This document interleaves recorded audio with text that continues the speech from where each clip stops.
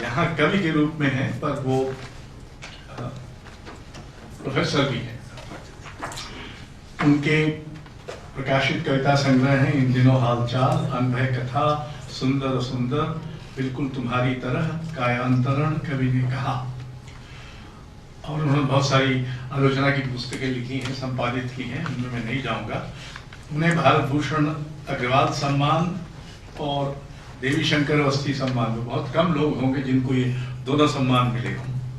उनको दिल्ली अकादमी का कृति सम्मान, रामचंद्र शुक्ल पुरस्कार, विजय देव नारायण शाही पुरस्कार इत्यादि इत्यादि मिल गया है। अब पढ़ें फारसी बेचें तेल वाले मुहावरे को चरितार्थ करते हुए वो इग्नू के पर्यटन एवं आतिथ्य सेवा प्रबंध विद्यापीठ के निदेशक, क्या होता होगा मैं नहीं जानता।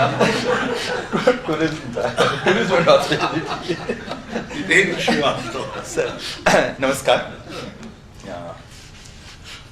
पहली कविता है घर का राग घर का मौसम। यह बालकनी थी कभी, लोग कुर्सियां डालकर धूप सेंकते थे यहाँ। मैंने इसे बना लिया है अपना अध्ययन कक्ष। अब यहाँ उष्मा है किताबों की, एकांत है उनका, उजास है इबारत की, खनक है हंसी की, उपस्थिति है बेटियों की। धूप अभी आती है खिड़कियों से छन कर, गौरैया भी चहचहाती है जंगले से लगी नीम की डाल पर। घर के आसपास जिधर देखिए हरियाली में धूप का नृत्य और धूप में हरियाली का संगीत है। घर के आसपास जिधर देखिए हरियाली में धूप का नृत्य और धूप में हरियाली का संगीत है।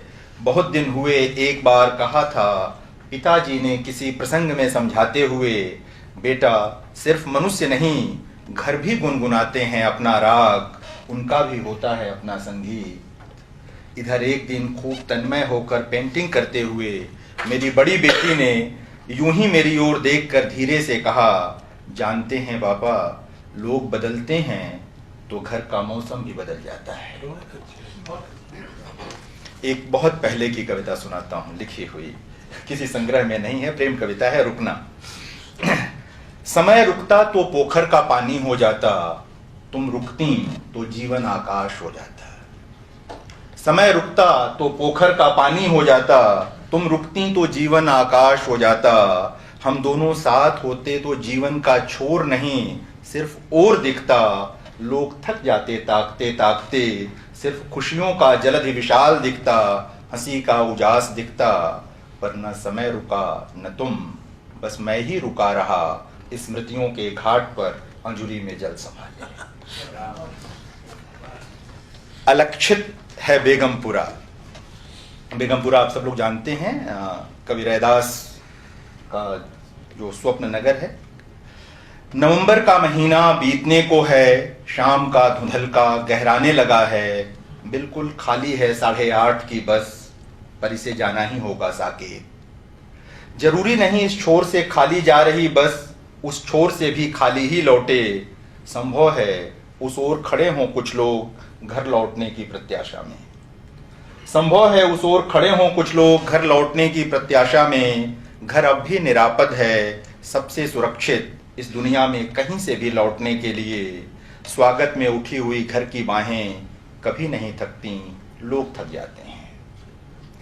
इस समय बस की हेडलाइट से आंख मिचौली खेल रहा है चंद्रमा। शिरीष की सुगंध समा गई है चांदनी में।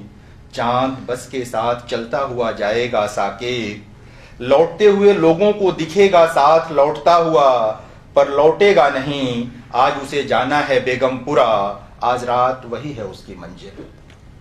आज रात उसे जाना है बेगमपुरा, आज रात वही है उसकी मंजिल। वह देखना चाहता है संत रविदास के स्वप्न नगर की शब्दातीत गरिमा। महसूस करना चाहता है उसकी शीतलता। वह जानता है संत रविदास को गए बीत गई सदियां। वह जानता है संत रविदास को गए बीत गई सदियां। तरक्की की बढ़ती ही गई सीढ़ियां। न जाने क्या क्या खोज लिया आदमी ने, न जाने क्या क्या खोज लिया, क्या क्या बना लिया आदमी ने। पर अब भी अलक्षित है बेगमपुरा, वहां कोई बस नहीं जाती। पर अब भी अलक्षित है बेगमपुरा, वहां कोई बस नहीं जाती, दुनिया की सारी बसें लौट आती हैं किसी न किसी साकेत से। ये एक कविता है नेब सराय, दिल्ली का एक मोहल्ला है, हमारे विश्वविद्यालय के ठीक सटा हुआ इलाका है, वो गांव है। सरायों का शहर है दिल्ली, गांव का दर्जा पाए बेर सराय, शेख सराय और कुछ अन्य सरायों की तरह अरावली की पहाड़ियों पर खड़ा है नेब सराय। मध्यकाल में सराय था यह, 21वीं सदी में भी सराय जैसा ही है, फर्क बस इतना है अब रात को आकर सुबह निकल नहीं जाते मुसाफिर, जिन्हें ठिकाना नहीं मिलता सपनीली दिल्ली में कहीं और, उन्हें अपनी गोद में बिठा लेता है पतली गलियों और खुले नाबदानों वाला नेब सराय, ठीक अपने पड़ोसी संगम विहार की तरह। दिल्ली में अलग अलग है सबकी दिल्ली, किसी की दिल्ली जनपद पर है, किसी की राजपथ पर, किसी की जेएनयू में, किसी की इग्नू में, किसी की डीयू में, किसी की आईआईटी में, किसी की चाणक्यपुरी में, किसी की चांदनी चौक में, किसी की संसद के भीतर, किसी की शास्त्री भवन में, किसी की कृषि भवन में। जिन्हें सुविधा है उन्होंने चुन ली है अपने अपने अनुसार अपनी दिल्ली, जिन्हें सुविधा है उन्होंने चुन ली है अपने अपने अनुसार अपनी दिल्ली। पर हर सुविधा सबके लिए नहीं होती, यह सभी जानते हैं, इसलिए बहुतों की दिल्ली है फुटपाथ पर, बहुतों की ठीक उनकी इच्छा के विपरीत। छत की तलाश ले गई किसी को संगम विहार, किसी को ले आई नेब सराय। जो कमाने आए हैं दूर देश से, उनकी दिल्ली है नेब सराय, और उनकी दिल्ली है नेब सराय और संगम विहार जैसी जगहें। वे उम्मीद है उनकी, उन्होंने ही दिया है उन्हें आकाश के नीचे एक और छत। मैं अक्सर मिलता हूँ नेब सराय के रहवासियों से, वे याद रखते हैं बसों के कुछ नंबर, मेट्रो के कुछ स्टेशन, काम की जगहें, और कभी नहीं भूलते नेब सराय। वह मंत्र की तरह अंकित हो गया है उनकी आत्मा की स्लेट पर। और मेरे ख्याल से आज के लिए एक आखिरी कविता पढ़ता हूँ थोड़ी सी। अच्छा, ये कविता है गांव का दक्षिण हो गया है आखिरी आदमी। गांधी का पद है, आप सब जानते हैं, आखिरी आदमी। गांव का दक्षिण हो गया है आखिरी आदमी, मौसम बदल रहा है, गांव में सुगबुगाहट है चुनाव की, अब प्रधानी में बहुत पैसा है। खड़ंजा हो, बांध हो, बिजली हो, बाढ़ हो, अकाल हो, प्रधान की पौ बारह रहती है। अब भी दफ्तरों में टंगती हैं महात्मा गांधी और डॉक्टर अंबेडकर की तस्वीरें, पर कोई ताकना भी नहीं चाहता महात्मा गांधी के आखिरी आदमी की तरफ, डॉक्टर अंबेडकर के सपनों की तरफ। इन दिनों लोकतंत्र में गांव का दक्षिण हो गया है आखिरी आदमी। पिछली बार 5 लोग मारे गए थे मेरे गांव में, प्रधानी के चुनाव में निकलने नहीं दिया था जबरों ने दलितों को उनकी बस्ती से, उनके वोट खा गए थे वे सरकारी योजनाओं की तरह। किसान बदहाल हैं, मर रहे हैं भरी जवानी में, जो बचे हैं उनकी जेबें इस कदर खाली हैं कि वे भर नहीं सकते बच्चों की फीस। उनके घर में नहीं है किसी के बदन पर साबुत कपड़े। लड़कियां भी महफूज नहीं है अब गाँव में, लड़कियां भी महफूज नहीं है अब गाँव में। अब फिर चुनाव सिर पर है, धीरे धीरे गर्म हो रही है हवा, लोग अकन रहे हैं एक दूसरे की कानाफूसी। मैदान में उम्मीदवार भी कई हैं, पर आखिरी आदमी को, मिर्जा साहब की पंक्तियां हैं, पर आखिरी आदमी को कोई उम्मीदवार नहीं आती, कोई सूरत नजर नहीं आती। पहले आती थी हाले दिल पे हंसी, अब किसी बात पर नहीं आती। और सर कितना समय होगा? एक थोड़ी सी लंबी कविता है, इसलिए मैं पूछ रहा था। ये मेरा शहर जो गोरखपुर है, ये कविता कुछ उसके बारे में है। तमकुही कोठी का मैदान। तमकुही कोठी निशानी होती महज सामंतवाद की, तो निश्चित तौर पर मैं उसे याद नहीं करता। यदि वह महज आकांक्षा होती अतृप्त दिनों में, अघाये दिनों की, तो यकीनन मैं उसे याद नहीं करता। मैं उसे इसलिए भी याद नहीं करना चाहता कि उसके खुले मैदान में खोई थी प्राणों सी प्यारी मेरी साइकिल, सन 1989 की एक हंगामेदार राजनीतिक सभा में। लेकिन मैं उस सभा को नहीं भूलना चाहता। मैं उस जैसी तमाम सभाओं को नहीं भूलना चाहता जिनमें एक साथ खड़े हो सकते थे हजारों पैर, जुड़ सकते थे हजारों कंधे, एक साथ निकल सकती थीं हजारों आवाजें, बदल सकती थीं सरकारें, कुछ हद तक ही सही पस्त हो सकते थे निजामों के मंसूबे। मैं जिस तरह नहीं भूल सकता अपना शहर, उसी तरह नहीं भूल सकता तमकुही कोठी का मैदान। वह सामंतवाद की कैद से निकलकर कब जनतंत्र का पहरुआ बन गया, शायद उसे भी पता न चला। ठीक ठीक कोई नहीं जानता किस दिन शहर की पहचान में बदल गया वह मैदान। न जाने कितनी सभाएं हुई वहां, न जाने किन किन लोगों ने वहां की रैलियां। वह जंतर मंतर था अपने शहर में। आपके शहर में भी होगा या रहा होगा कोई न कोई तमकुही कोठी का मैदान, एक जंतर मंतर। सायास हरा दिए गए लोगों का आक्रोश वहीं आकार लेता होगा, वहीं रंग पाता होगा अपनी पसंद का। मेरे शहर में जिलाधिकारी की नाक के ठीक नीचे इस मैदान में रचा जाता था प्रतिरोध का सौंदर्य शास्त्र। वह जमीन जो ऐशगाह थी कभी सामंतों की, धन्य धन्य होती थी किसानों मजदूरों की चरण धूलि से। धूलि पाकर समय बदलने का एक जीवंत प्रतीक था तमकुही कोठी का मैदान। लेकिन समय फिर बदल गया, सामंतों ने फिर चोला बदल लिया। अब नामो निशान तक नहीं है मैदान का। वहां कोठियां हैं, फ्लैट्स हैं। अब आम आदमी वहीं बगल की सड़क से धीरे से निकल जाता है उस ओर जहां कचहरी है। और अब आपको क्या बताना, आप तो जानते ही हैं, जनतंत्र में कचहरी मृग तृष्णा है गरीब की। और आज के लिए आखिरी कविता पढ़ूं से, चुप्पी का समाजशास्त्र। उम्मीद थी मिलोगे तुम इलाहाबाद में, पर नहीं मिले। गोरखपुर में भी ढूंढा पर नहीं मिले। ढूंढा बनारस, जौनपुर, अयोध्या, उज्जैन, मथुरा, वृंदावन, हरिद्वार, तुम नहीं मिले।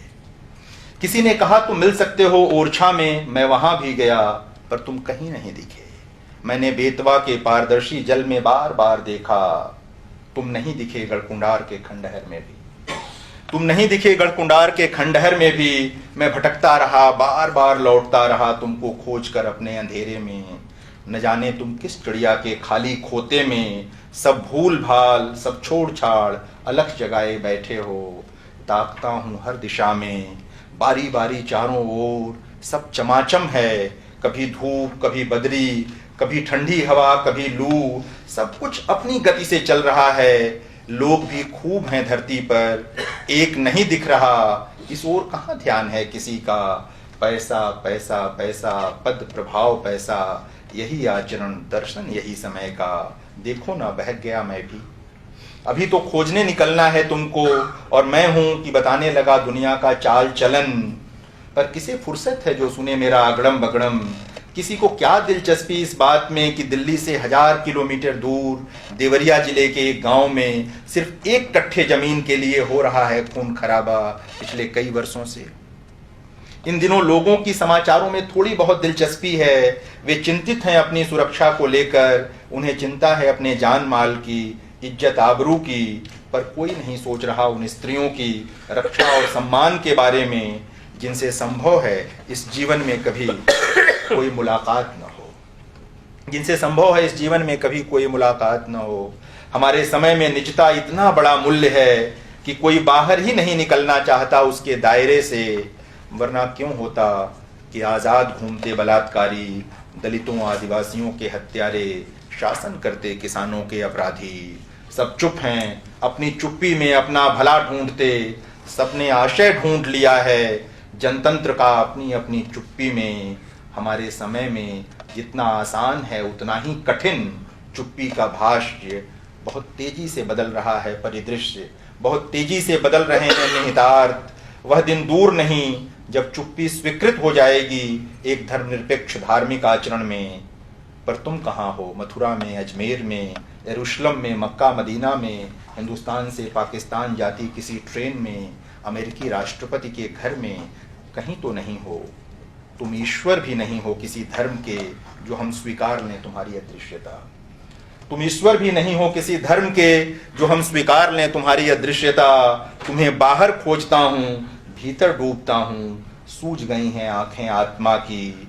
नींद बार बार पटकती है पुतलियों को, नींद बार बार पटकती है पुतलियों को। शिथिल होता है तन मन नयन, पर जानता हूँ यदि सो गया तो फिर उठना नहीं होगा, और मुझे तो खोजना है तुम्हें।